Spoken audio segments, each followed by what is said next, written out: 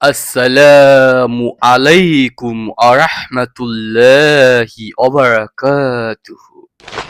সুপ্রিয়, হলি is the word of আল্লাহ এর সহযাত্রী বন্ধুরা, হতাশা, দুশ্চিন্তা, দুঃখ, কষ্ট থেকে রক্ষা পেতে আজকের এই ভিডিওটি।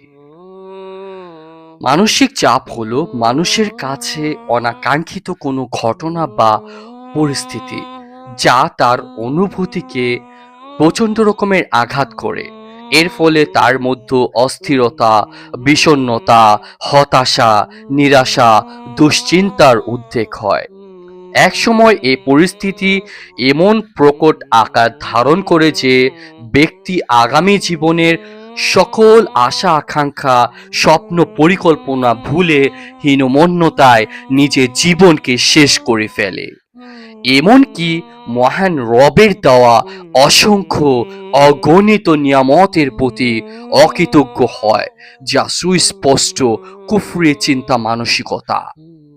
আমরা অনেক পাপ সম্পর্কে সচেতন থাকি, কিন্তু মানসিক অস্থিরতায় ভুগে নিরাশ হওয়া, হতাশ হওয়া, দুশ্চিন্তায় নিমজ্জিত থাকাও কঠিন পাপ, তা অনেকেই অনুধাবন করি না।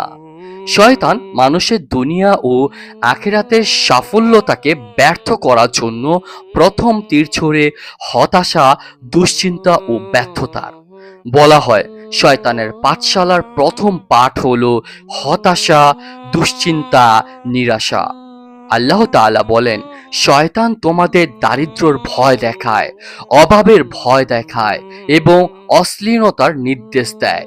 সূরা আল বারাকা আয়াত 268।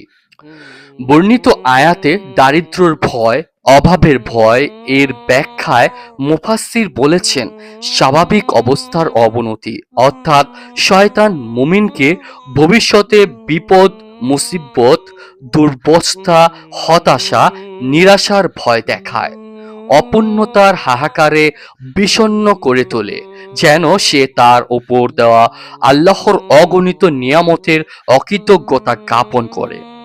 তার এমন অকৃতজ্ঞ মানসিকতা মানুষকে ক্রমাগত কুফরির দিকে নিয়ে যায়।